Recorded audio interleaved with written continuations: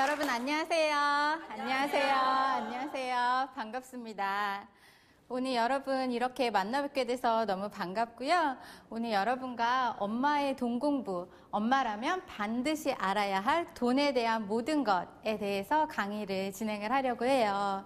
여러분, 엄마의 돈 공부라고 했을 때 사실 돈이라는 단어가 굉장히 조금 무겁게 느껴지기도 하고요. 공부라고 했을 때, 이 나이에 또 공부? 라는 생각이 또 드실 수도 있어요. 사실 저에게도 돈 공부, 돈이라는 단어가 굉장히 무겁게 그리고 어렵게 다가왔던 시기들이 굉장히 많았어요. 저는 오늘 여러분께 엄마의 돈 공부에 대해서 저도 여러분과 마찬가지로 지난 10년 동안 아이들을 키우면서 엄마로서 돈을 또 관리하고 모으는 과정에서 제가 느꼈던 것, 그리고 제가 경험했던 것, 이런 것들을 여러분들과 함께 나누는 시간을 가지려고 해요. 여러분 제 인상이 어떤가요? 좋아요. 좋죠. 이 말을 듣고 싶어서.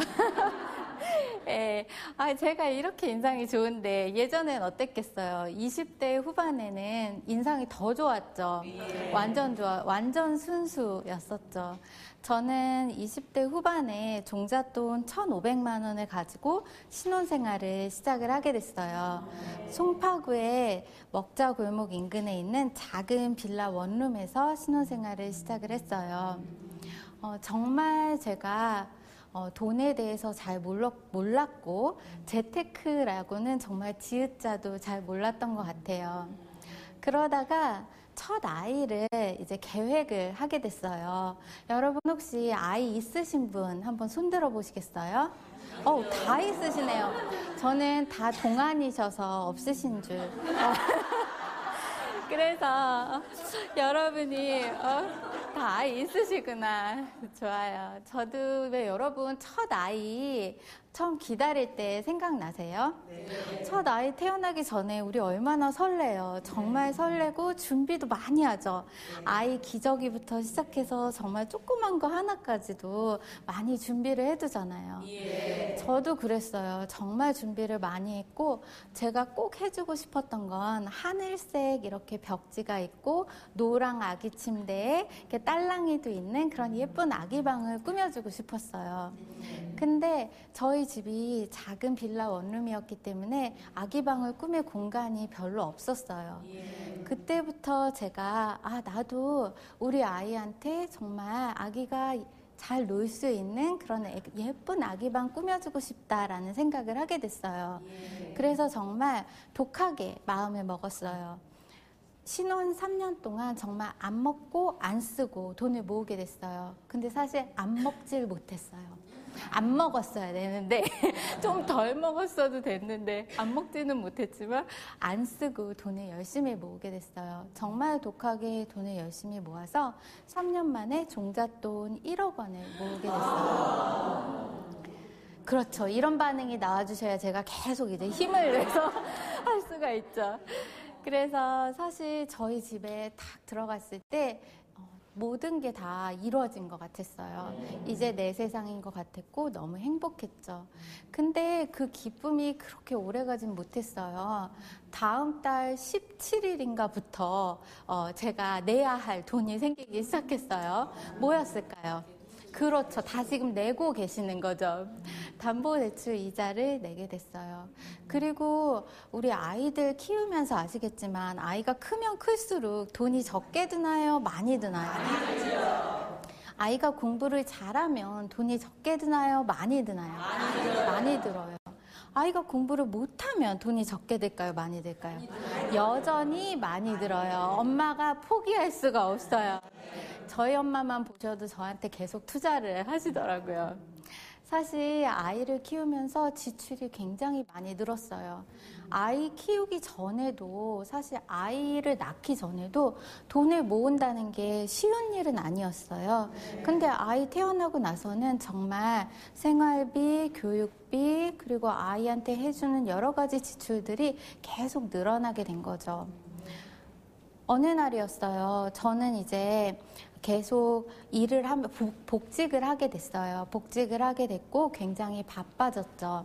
그러던 어느 날 제가 굉장히 바쁘게 하루하루 보내고 있었어요. 회사에 이제 눈치를 보면서 퇴근을 막 해가지고 달려왔어요, 집에. 그때 저희 아기를 봐주시던 이모님이 계셨는데 제가 가자마자 이모님도 그날 굉장히 힘드셨는지 뒤도 안 돌아보시고 바로 가시더라고요. 저는 가방을 딱 내려놓고 옷 못 갈아입고 아기를 이렇게 안게 됐어요. 아기를 딱 안았는데 아기가 저를 보면서 빵긋 웃는 거예요. 제가 아기를 딱 안으면서 갑자기 나도 모르게 그런 생각이 들었어요. 아, 힘들다라는 생각이 들었어요. 아, 내가 지금 이렇게 나에게 빵긋 웃는 이 아기를 정말 잘 키울 수 있을까? 이 아이가 원하는 것 또는 이 아이에게 필요한 것 내가 해줄 수 있는 좋은 엄마가 될 수 있을까? 이런 생각이 들었어요. 굉장히 마음이 무거웠어요. 그리고 나서 그날 밤에 이제 잠이 들고 이제 나도 모르게 걱정을 안고 잠이 들게 됐죠. 그리고 나서 또 시간이 흘렀어요. 어느 날 또 시간이 조금 흐르고 나서 둘째가 생겼어요. 이제 어떡해요? 이제 더 지출도 늘어날 것 같고 더 바빠질 것 같았죠. 저희 남편하고 저하고 이제 얘기를 해봐야겠다. 가족회의를 소집했어요. 아기도 딱 앉혀놓고 가족회의를 소집을 했어요. 우리도 좀 뭔가 해봐야 되지 않을까? 지출은 늘어가고 또 다른 사람들 얘기 들어보면 재테크도 하고 돈도 굴리고 그런다는데 우리도 좀 해봐야 되지 않을까? 제가 이렇게 얘기했어요. 그랬더니 저희 남편이 우리가 뭐 돈이 있어야 하지 이렇게 얘기를 하더라고요. 그래 맞아 없지 하고 딱 앉아 있는데 저희가 살고 있던 그 집이 보였어요. 그래서 그러면 우리 이 집을 한번 전세로 주고 다시 한번 시작해 볼까? 그런 생각이 들었어요. 아기야 넌 어떻게 생각하니? 그때 아기가 끄덕끄덕 침대에서 끄덕끄덕 하는 것 같았어요. 그래 엄마 할 수 있어. 마치 그런 눈빛을 보내더라고요. 그래서 저희가 살고 있던 아파트는 전세를 주고 이번엔 빌라로 이사를 갔는데 정말 이번에는 종잣돈을 많이 마련을 하고 싶어서 옥탑방으로 이사를 가게 됐어요. 그리고 독하게 동공부를 시작을 하게 됐죠. 사실 옥탑방으로 이사를 가게 되면서 굉장히 마음은 강하게 먹었어요. 나도 잘할 수 있을 것 같았죠. 근데 막상 이사를 하고 나서는 다시 또 잠이 안 오는 거예요. 내가 왜 이런 결정을 했을까? 그냥 거기 있을걸. 이러다가 나 다시 우리 집으로 못 들어가면 어떡하지? 이런 걱정이 가장 많이 됐어요. 그리고 그런 두려움이 가장 컸고 빌라 꼭대기층이라 그런지 굉장히 더웠어요. 왜 올해 여름 너무 덥죠. 그해 여름도 너무너무 더웠어요. 정말 더운데 밤이 되면은 에어컨을 키면 전기세가 너무 많이 나오니까 창문을 막 다 열어놓고 선풍기 켜놓고 이렇게 자는데 빌라라 그런지 집이 다닥다닥 이렇게 붙어 있었어요. 바로 옆집이 그냥 바로 앞에 이렇게 보였어요. 창문을 열면. 옆집에서 밤 되면 막 싸우는 소리, 부부싸움 하는 소리도 막 들리면 선풍기 돌아가는 소리, 부부싸움 소리, 그리고 이 더위, 거기다 나의 앞날에 대한 두려움 때문에 잠을 잘 못 잤어요. 그리고 또 여러분 지난해 겨울 굉장히 추웠죠. 그해 겨울은 더 추웠어요. 마음이 사실 정말 외풍도 너무 심했고 바람도 너무 심했고 너무 추웠는데 또 보일러가 동파될까봐 매일매일 걱정이 되게 컸어요. 그러던 어느 날 둘째 아기를 이제 목욕을 시키려고 하는데 보일러가 안 되는 거예요. 그래서 봤더니 보일러가 작동이 안 돼요. 주인한테 얼른 얘기를 해야겠다 해서 주인집으로 이렇게 뛰어내려갔어요. 뛰어내려갔는데 주인이 안 계시는 거예요. 그래서 당장 아기는 씻겨야겠고 일단 따뜻한 물이 없으니까 뜨거운 물을 끓여야겠다 해서 주전자에 이제 물을 끓이기 시작했어요. 뜨거운 물을 이제 그 작은 부엌에서, 부엌이 정말 좁았거든요. 딱 냉장고 놓고 정말 한 이 정도 공간밖에 별로 없었어요. 거기서 뜨거운 물을 이렇게 끓이려고 물을 데우고 있는데 갑자기 되게 서러운 생각이 드는 거예요. 왜 사람이 마음이 좀 울적하면 굉장히 작은 일도 너무나 크게 느껴지잖아요. 사실 그 뜨거운 물 데우는 게 그렇게 뭐 아주 서러워할 일도 아니었지만, 보일러는 고장나고 나는 이 조그만 집에 있고, 물까지 안 되고 뜨거운 물도 없고, 이러니까 굉장히 마음이 다 가라앉는 거예요. 그렇게 하고 그날 밤에도 또 잠이 안 오기 시작했어요. 그날 밤에 가만히 누워 있는데 굉장히 이런 생각이 들었어요. 나 이러다가 좀 가난해서 벗어나기 힘들 것 같아. 내가 어느 세월에 다시 경제적인 능력을 가지고 또 경제적 자유를 얻을 수 있을까? 이런 생각이 들었어요. 또 한편으로 그렇게 내 마음이 가라앉고 있다 보니까 이런 생각이 들었어요. 내가 여기까지 오기로 결정까지 했는데 왜 나 이러고 있는 거지? 힘을 내야 되지 않을까라는 생각이 들었어요. 그러면서 그때 커피를 한 잔 딱 마시고 책상에 딱 앉았어요. 책상에 딱 앉아서 적기 시작했어요. 내가 이곳에 이사 오기로 한 이유가 무엇이었을까? 그리고 나는 왜 이렇게 경제적인 자립을 하기 위해서, 경제적 안정을 추구하기 위해서 노력을 해야 하나? 나만의 이유를 적어보기 시작했어요. 저에게는 여러 가지 이유가 있었는데 가장 첫 번째 이유는 나를 잃고 싶지 않아서였어요. 내가 인생을 살아가면서 정말 느낄 수 있는 즐거움과 또 기쁨, 행복감 이런 걸 잃어가고 있는 나 자신이 안타까운 마음이 굉장히 많이 들었어요. 나를 잃고 싶지 않아서가 첫 번째였고요. 두 번째는 물론 저를 향해 빵긋 웃는 애기였겠죠. 애기한테 정말 비싼 장난감, 옷 이런 거는 못 해줘도 아이가 어느 분야에 잠재력을 보일 때에는 내가 과감하게 투자도 해주고 뒷바라지도 해줄 수 있는 엄마가 되고 싶었고요. 세 번째는 저희 가족과 또 사이좋게 지내고 싶어서였어요.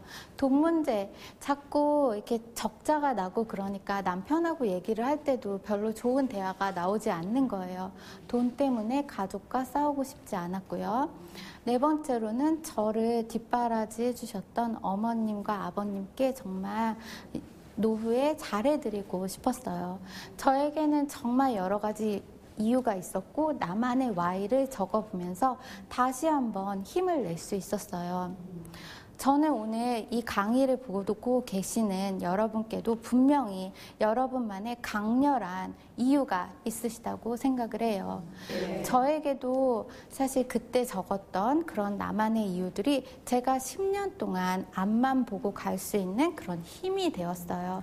그래서 잠시 한 10초 정도 여러분만의 Y를 한 3가지 정도 생각해 보는 시간을 갖도록 할게요.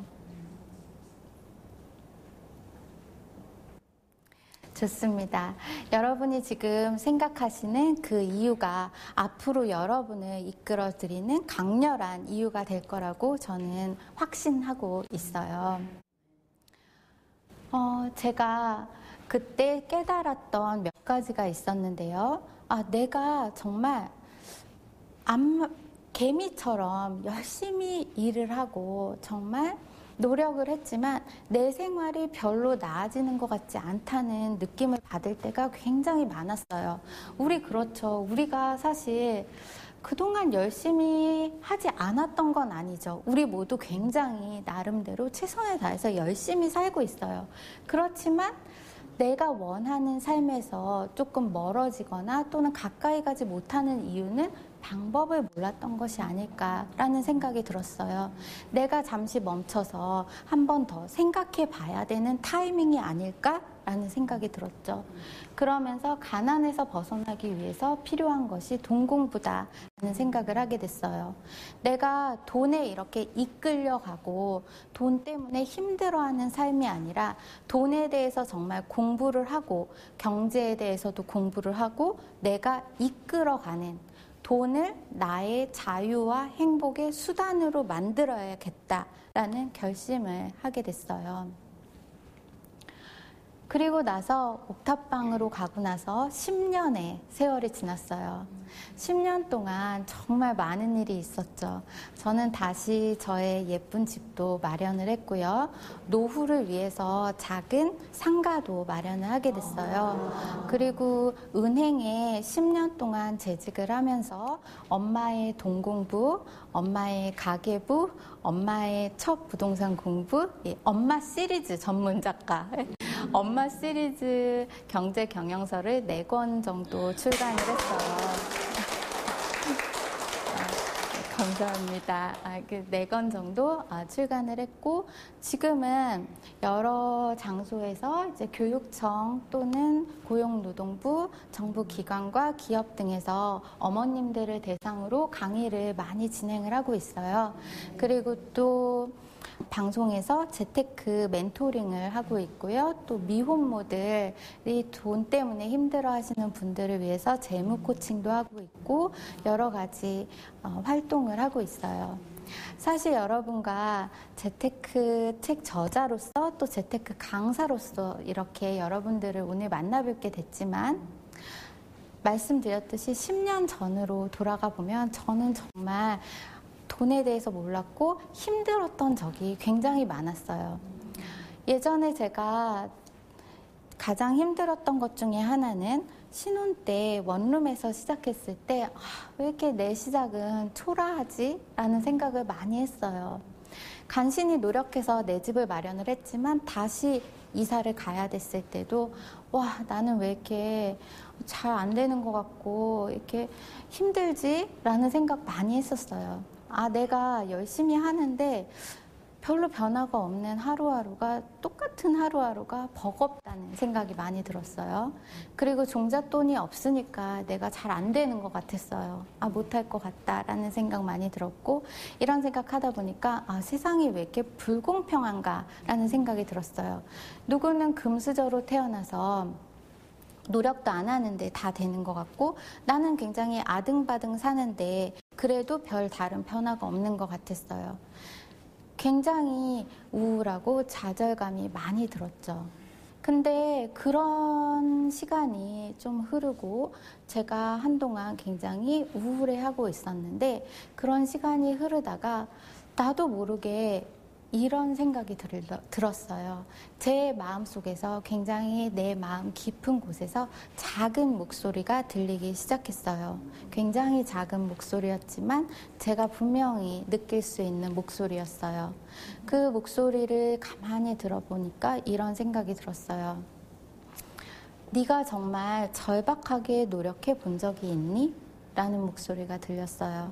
그리고 너가 종잣돈이 없으니까 좀 더 노력을 해야 되지 않을까? 그리고 이렇게 한탄하고 불평할 시간에 차라리 너 자신을 바꿔보면 어때? 라는 목소리가 굉장히 작게 들렸어요. 그러면서 사실 저는 계속 앞으로 나아갈 수 있었어요. 우리 안에는 항상 2명의 내가 있는 것 같아요. 여러분 안에도 2명의 내가 있고 또 저 역시 2명의 내가 항상 싸우면서 앞으로 나아가고 있는 것 같아요. 저는 여러분께 말씀드리고 싶은 것이 나는 오늘 어떤 내가 될지 선택할 수 있다는 거예요. 내가 나를 선택하는 거죠. 돈에 이끌려가고 누군가에게 의존하는 나약한 내가 될 것인가, 아니면 내가 앞으로 한 걸음 더 나아갈 수 있는 힘을 가진 강한 내가 되기 위해서 노력하는 내가 될 것인가. 나는 오늘 어떤 내가 될지 나를 선택한다 라는 말씀을 드리고 싶어요. 여러분 지금보다 안정적이고 자유로운 삶을 원하시죠? 예. 제가 가장 먼저 드리고 싶은 말씀은 경제적 자유로 가는 길이 이미 여러분 안에 있다라는 말씀을 드리고 싶어요. 말씀드렸듯이 제가 그동안 힘들었던 순간을 극복할 수 있었던 건 내 자신이 변하면서 그리고 내가 내 편이 되어주면서 많은 것이 변하기 시작했어요. 기회가 보였고 희망이 보이기 시작했어요. 그래서 오늘 먼저 엄마의 동공부 마인드를 먼저 말씀을 드리고 시작을 하려고 해요. 첫째는 나는 더 이상 남을 탓하지 않겠습니다. 둘째, 나는 더 이상 환경을 원망하지 않겠습니다. 셋째, 나는 절박한 마음으로 노력하겠습니다. 넷째, 나는 나 자신을 끝까지 믿어주겠습니다. 다섯째, 나는 반드시 행동하겠습니다. 예요. 제 친구 중에, 제가 잘 아는 친구 중에 강의를 굉장히 좋아하는 친구가 있어요. 그 친구가 강의 굉장히 열심히 들어요. TV 특강도 자주 보는 것 같아요. 근데 강의만 5년째, 강의만. 별로 이렇게 뭐 달라지는 건 없는 것 같아요. 사실 엄마들이 강의를 듣는다는 게 굉장히 힘든 일이에요. 저도 아이를 키우고 아이 육아와 집안일 하고 나서 밤에 드라마 한 편 보는 게 저의 최고의 낙인 순간들이 있어요. 근데 강의를 듣는 것 이 자체가 너무나 대단하신 일인데요. 강의를 듣고 나서 여러분의 삶에 아무 변화가 없다면 너무나 안타까운 일이겠죠. 저는 오늘 여러분의 삶에 강의를 듣기 전과 강의를 듣고 난 후에 여러분의 삶에 분명한 변화가 있었으면 좋겠어요. 근데 그 변화는 어디서 오냐면 바로 행동에서 오게 돼요. 여러분의 작은 행동이 여러분의 삶을 크게 변화시키게 돼요. 그래서 마지막 5번째, 나는 반드시 행동하겠습니다. 이것만 한번 따라해 보도록 할게요. 나는 반드시 행동하겠습니다. 아주 좋습니다. 여러분 목소리가 너무 에너지가 넘치시고 이 좋은 기운을 받아서 또 진행을 해보도록 할게요. 이제부터 본격적으로 돈에 대해서 이야기를 나누려고 하는데요. 여러분 예전에 이 드라마 보신 적 있으신가요? 드라마를 보면 상금 5천만 원을 이제 받게 되죠, 아들이. 그러면서 이 돈을 어디다 쓸 것인가, 어떻게 할 것인가 얘기를 많이 해요. 아파트에 넣을 것인지 또는 은행에 넣을 것인지. 근데 이런 대목이 나와요. 이 돈을 은행에 넣을까 했더니 으이그 그 은행이자 그거 얼마나 한다고요, 이런 말이 나와요. 그랬더니 물론 뭐 금리가 쪼까 떨어져서 15%밖에 안 하지만 이라고 대답을 하죠. 당시에는 금리가 15% 밖에 안 됐어요. 근데 지금은 어떤가요? 금리가 거의 2%대로 확 떨어지게 됐어요. 예전에 저희 어머님 친구 중에는 굉장히 여유롭게 지금 살고 계시는 분이 있는데, 그분은 예전에 정말 월급을 한 푼, 두 푼 안 쓰고 열심히 모은 다음에 예금과 적금에 넣어두고 그리고 조그만 내 집을 사고 그랬더니 그 지역이 개발이 되면서 나중에 차익이 나면서 노후를 그냥 여유롭게 사실 수 있게 됐죠. 예전에는 그랬지만 지금은 굉장히 많은 것이 달라졌죠. 집도 그냥 사기만 한다고 오르지도 않고 돈도 은행에 넣어두기만 한다고 팍팍 오르지 않죠. 그리고 지금 여러분들은 전세가 예전에는 굉장히 많았지만 지금은 절반 이상이 보증부 월세예요. 반전세가 늘어나고 있는 거죠. 그리고 월세는 점점 높아지고 있어요. 집주인의 입장에서도 전세금을 받아서 은행에 넣어둬도 이자가 별로 없기 때문에 차라리 월세를 조금이라도 받아야겠다, 이런 생각을 하는 거죠. 점점 보증부 월세가 높아지고 있어요. 그리고 얼마 전 기사를 보면 쉬지 못하는 노년, 생활비 압박에 취업 희망이 늘어라고 되어 있어요.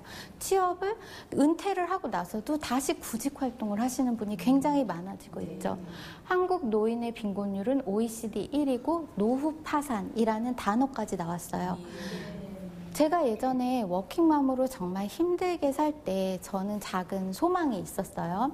여러분도 아마 여러분이 꿈꾸시는 삶이 있으실 거예요.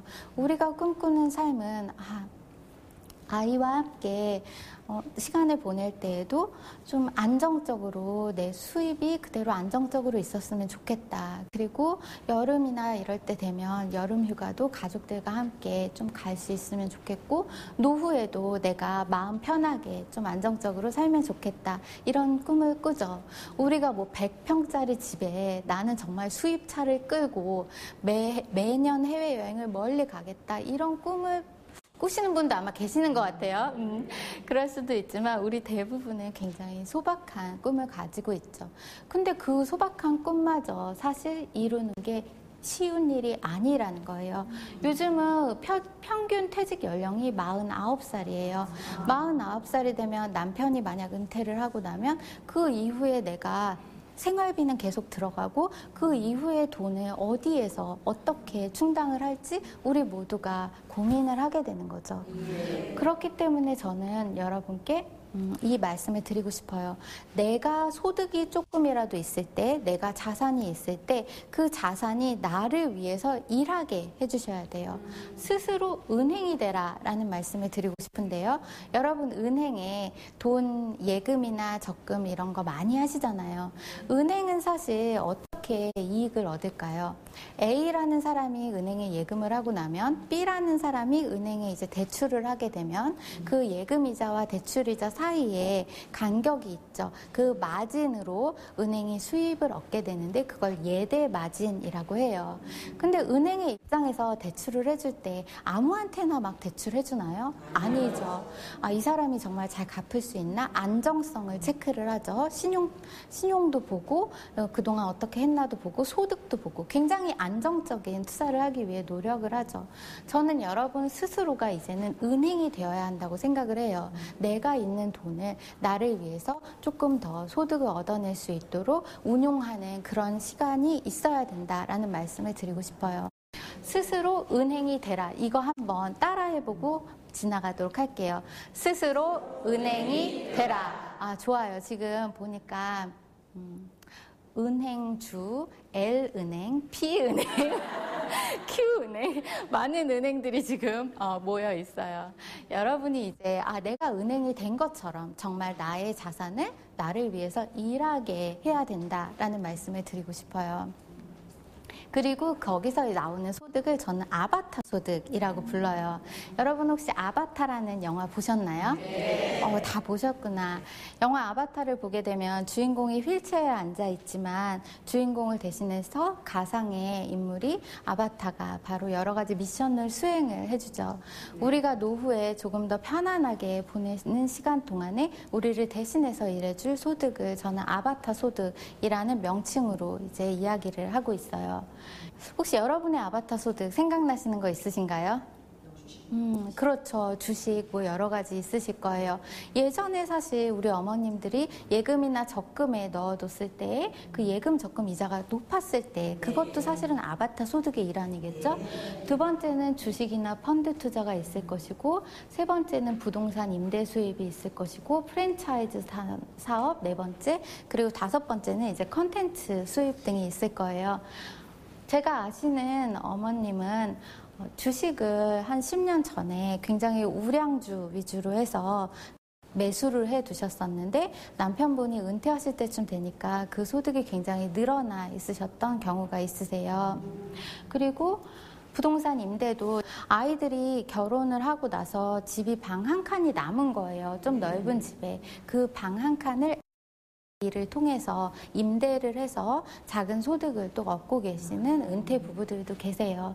또 프랜차이즈 사업이라고 해서 내가 평소에 음식 솜씨가 굉장히 좋았었는데 그런 요리 솜씨를 가지고 아파트 단지 내 상가에 작은 유기농 반찬 가게를 여셨다가 또 그 유기농 가게가 굉장히 잘 되면서 확장하면서 프랜차이즈로 넓히신 분도 계세요.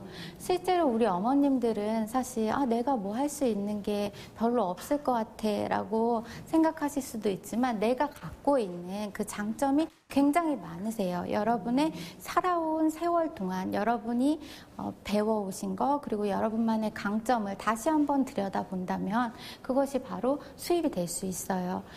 콘텐츠 수입 같은 경우에는 여러분 유튜브 많이 보시나요, 요즘에? 네. 그렇죠. 요즘은 정말 유튜브로 많은 수익을 내고 계시는 분이 계신데 심지어는 연세가 많으신 박막래 할머니도 굉장히 7순이 넘으셨는데도 유튜브 하시면서 수입을 얻기도 하세요. 그래서 내가 가진 강점과 나의 재능을 돈으로 바꾸는 그런 컨텐츠 수입을 얻으실 수도 있다는 거. 그리고 요즘은 정말 100세의 시대거든요. 내가 갖고 있는 작은 재능이라도 계속해서 어떤 식물을 키우듯이 사랑해주고 강점을 알아봐주고 거기에 조금 더 투자를 해준다면 여러분에게는 분명히 그 재능이 돈이 되는 날이 올 것이라고 저는 생각을 해요. 사실 저도 아바타 소득을 굉장히 많이 만들고 싶었겠죠. 굉장히 센 아바타, 힘센 아바타, 강력 아바타를 만들고 싶었죠. 그래서 처음 생각했던 건 주식 투자였어요. 당시에 제가 주식에 이제 관심을 갖게 됐는데 저희 남편은 좀 굉장히 안정적인 걸 좋아해요. 그래서 저한테 자기야 우리 이 S전자 주식하자 그렇게 얘기를 했어요. 당시에 S전자가 한 50만 원이 안 됐었어요. 근데도 저한테는 되게 비싸게 느껴진 거예요. 그래서 무슨 이랬어요. 그때 당시에 제 지인 중에서 주식을 좀 잘한다는 지인이 있었는데 그 지인이 이 주식이 정말 좋아. 이게 뜰 거야 라고 얘기를 했어요. 그래서 그 지인의 말을 듣고 이제 투자를 했죠. 그 주식이 가격도 아주 착해서 제가 전자 몇 주 살 돈이면 그 주식을 한 1000주 이상 살 수 있었어요. 굉장히 가격이 착했죠. 나중에 결과적으로는 S전자는 굉장히 많이 오르고 몇 배가 되고 저의 그 작은 착한 가격의 그 주식은 떨어지게 됐어요. 그리고 나중에 정말 휴지 조각처럼 돼버렸죠. 그때 제가 깨달은 게 있어요. 내가 아바타 소득을 만들려는 것도 물론 그 노력도 중요하지만 원칙을 가지고 해야겠다라는 생각을 했어요. 처음 시작하는 엄마의 돈 공부 3대 원칙으로 말씀을 드려요. 첫째는 소액으로 시작하자는 거예요. 저는 막 몇천 주 막 이렇게 샀었거든요. 굉장히 욕심이 과했죠. 처음에는 내가 작은 돈으로 소액으로 반드시 시작하시라는 말씀을 드리고요. 잘 아는 분야에서 시작하셔야 돼요. 저는 잘 이름도 모르는 회사였는데 남이 좋다고 하니까 했던 거예요. 이렇게 잘 모르는 분야가 아니라 내가 잘 알고 있는 분야에서 시작을 하셔야 되고 가치를 분석하라. 세 번째는 가치를 분석하라는 거예요. 내가 그 가치를 보려고 했던 것이 아니라 저는 수익률에 눈이 멀었던 거죠. 이게 확 오르면 얼마. 이 수익률에 눈이 멀었던 거죠. 그 이후에는 제가 그 실패를 하고 나서는 정말 이 세 가지 원칙, 소액, 잘하는 분야, 가치 이 세 개를 절대로 잊어버리면 안 되겠다라는 생각을 하게 됐어요. 그러면서 그때 이후로는 계속해서 그렇게 크게 잃지 않는 투자를 하게 됐는데요. 또 돈 공부의 핵심이 자기 자신을 잘 아는 것에서 시작해요. 당시에 저는 그 주식 회사도 잘 모르고 잘 아는 분야도 아니었는데도 했던 거고요. 주식 자체가 저와 잘 안 맞았어요. 매일매일 확인해야 되고 매일매일 체크해야 되는 그 부담감이 제가 육아를 하면서 하기에는 너무나 과도한 부담감이었던 거죠. 여러분이 먼저 돈 공부를 잘 하시려면 내가 가진 강점이 뭔지, 내가 잘 알고 있는 분야는 뭔지, 나는 어떤 성향을 가진 사람인지 이게 굉장히 중요해요. 투자하시기 전에 체크해야 될 3대 요소는 수익성, 안정성, 황금성이에요. 제가 3명의 캐릭터를 이제 만들어 봤어요. 나 여유 여사예요. 돈도 많고 좀 안정적인 자금을 모으셨어요. 이렇다면 실제로 지금 중요한 건 안정성이 되겠죠. 그래서 이런 분들은 또 예금도 하시고 채권도 하시고 조금 더 안정적인 걸 찾아 나가시죠. 나 급함 주부. 나는 아직 자산이 별로 없고 막 좀 성장을 많이 해야 될 때예요. 이럴 때에는 수익성이 굉장히 중요하겠죠. 나 혼주. 지금 아이가 결혼해서 목돈이 들 수도 있고 또는 등록금이 많이 들 수도 있어요. 이럴 때 중요한 건 황금성이 돼요. 내가 곧 돈이 필요한데 다 묶어둘 수는 없겠죠. 그래서 나의 상황과 나의 연령대 그리고 나의 자금에 따라서 이 세 가지를 고려를 하셔서 투자를 해야만 잃지 않는 투자를 하실 수가 있어요. 그렇게 제가 여러 가지 실패도 하고 사실 저도 굉장히 많은 실수를 했던 것 같아요. 실수와 실패도 없이 뭐 넘어지지도 않고 달리고 막 이런 사람은 없는 것 같다라는 생각이 들어요. 근데 그런 어려움과 실수를 겪으면서 제가 깨달은 게 있어요. 내가 단계별로 돈 공부를 해야겠다라는 차근차근 해야겠구나라는 생각을 했어요. 첫째는 책과 경제신문이에요. 제가 원래 이런 로맨스 소설만 읽던 제가 이제 경제책을 막 읽기 시작했어요. 그리고 경제신문을 구독하기 시작했어요. 신문을 구독해서 부동산, 금리, 그리고 주식, 요 세 가지, 주가, 부동산, 금리, 이 세 개를 매일 확인을 하기 시작했어요. 온라인, 오프라인으로 정보를 검색하기 시작했어요. 온라인상의 재테크 카페에 가입을 하기 시작했어요. 가입을 하면 여러분 혹시 온라인 카페에 가입하신 분 계신가요? 어떤 카페든 가입을 하면 실명을 쓸까요? 닉네임을 쓸까요? 닉네임을 쓰죠. 저도 가입을 해서 나는 부자가 되겠다라는 마음으로 뉴 리치라고 이제 가입을 했어요.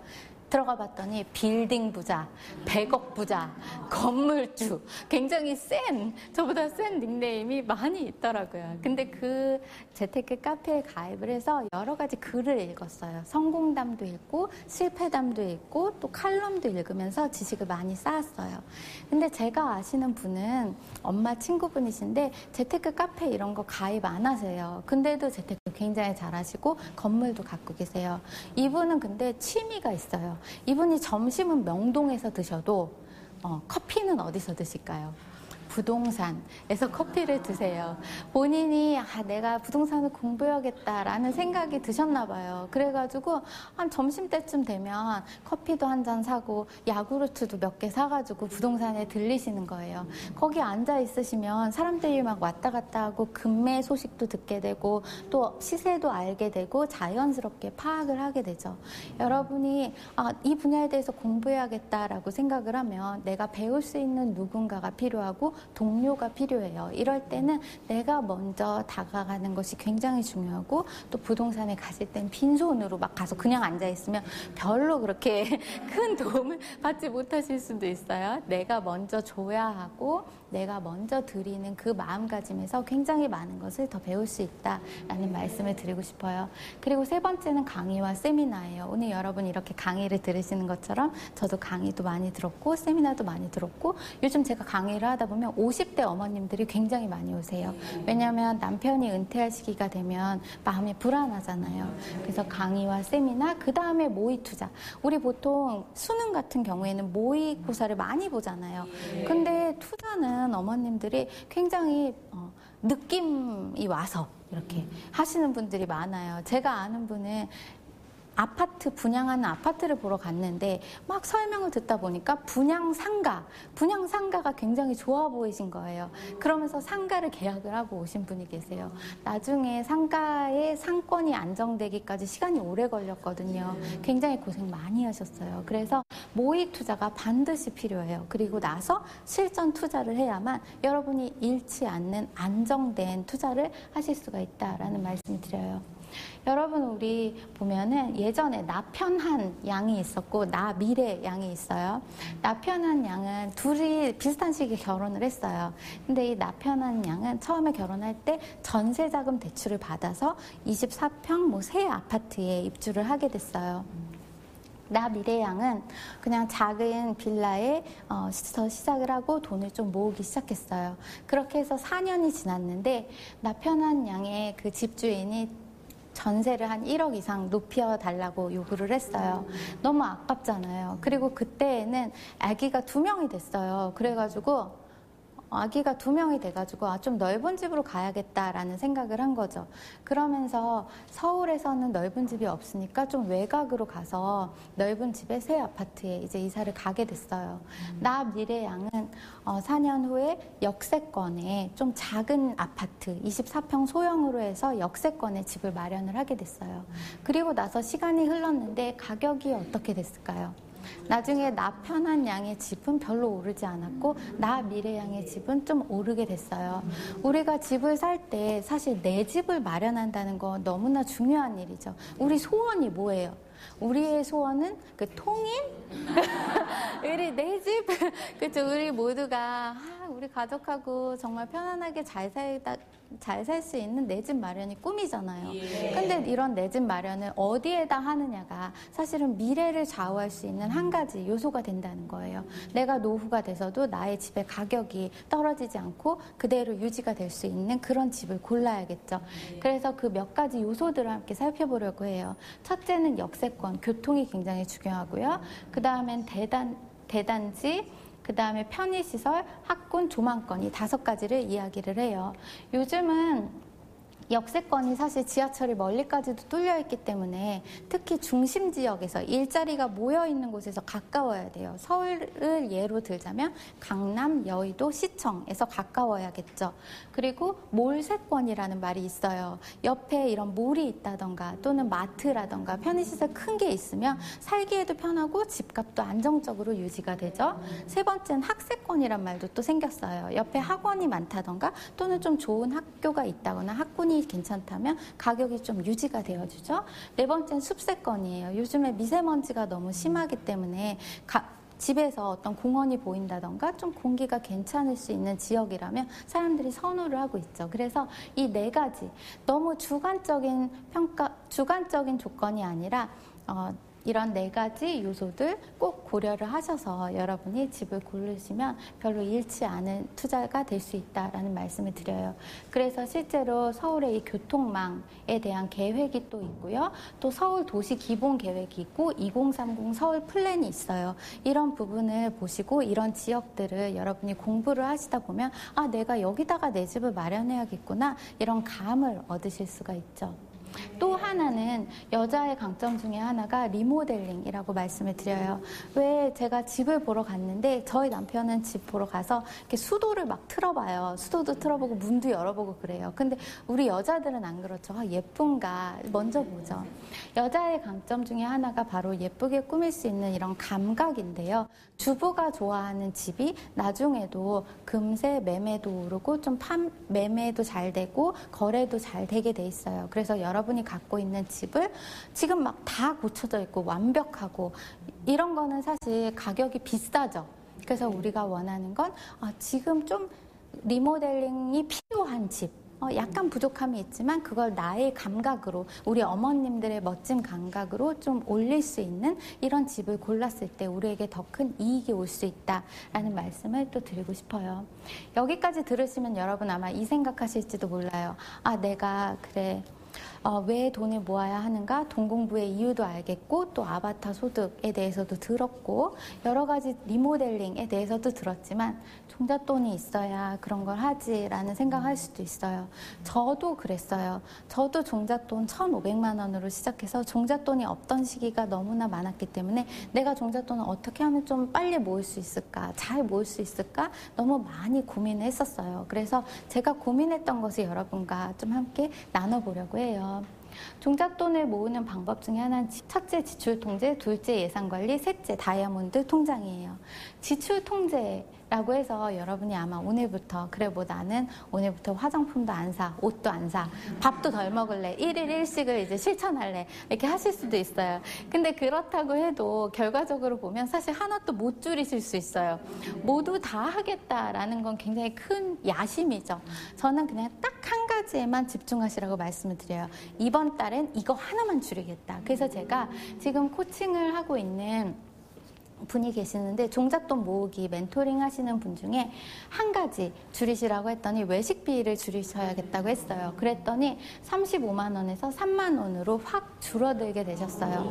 하나만, 딱 하나만 집중을 하시면 여러분이 줄이시기가 좋아요. 나는 한 놈만 팬다 라는 영화 대사도 있듯이 정말 딱 하나만 집중을 하시면 지출을 줄이실 수가 있고 그렇게 해도 1년이면 12가지 항목을 줄이실 수 있게 되고 좋은 습관이 여러분에게 배게 돼요. 그리고 두 번째는 매일 아침 나서면서 신발 딱 신고 현관 나서면서 나 오늘 얼마 쓸 것이다 예상 지출을 적어보라고 하셨어요. 왜냐면 우리가 사실 예산을 짜놔도 어느새 그걸 체크카드에 넣어놔도 아직 한 달은 반도 안 지났는데 돈은 다 없어질 수가 있어요. 그래서 매일매일 내가 나가기 전에 예상 지출이 얼마인지 써보라고 했더니 얼마 지나지 않아서 0원이 됐어요. 왜냐면 여러분이 다이어트 하실 때도 그래요. 가장 첫 번째는 몸무게를 일단 재야 되잖아요. 외면하시는 분들이 많아요. 그래서 이게 굉장히 중요하다라는 말씀을 드리고, 또 세 번째는 다이아몬드 통장이에요. 다이아몬드 통장 같은 경우에 이달의 꿈을 꼭 적어보시라고 말해요. 왜 우리가 돈을 모으는 이유 중에 하나도 사실은 더 큰 안정과 또 행복을 위해서죠. 내가 돈 모으겠다고 안 먹고 안 쓰고 친구도 안 만나고 어쩌다 만났는데 돈도 안 써. 이러면 사실 굉장히 삶이 각박해지겠죠.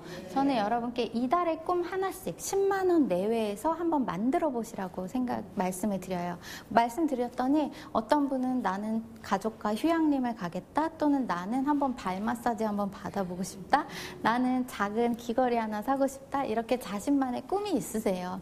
이달의 꿈 딱 하나씩 정하면 내가 돈을 모을 때에도 의미가 생겨요. 아, 내가 이걸 위해서 돈을 안 쓰고 대신 요거 꼭 내가 원하던 거 해야겠다 라는 생각이 들죠. 그리고 다이아몬드 통장이라고 해서 나에게 먼저 투자하라 라는 말씀을 드려요.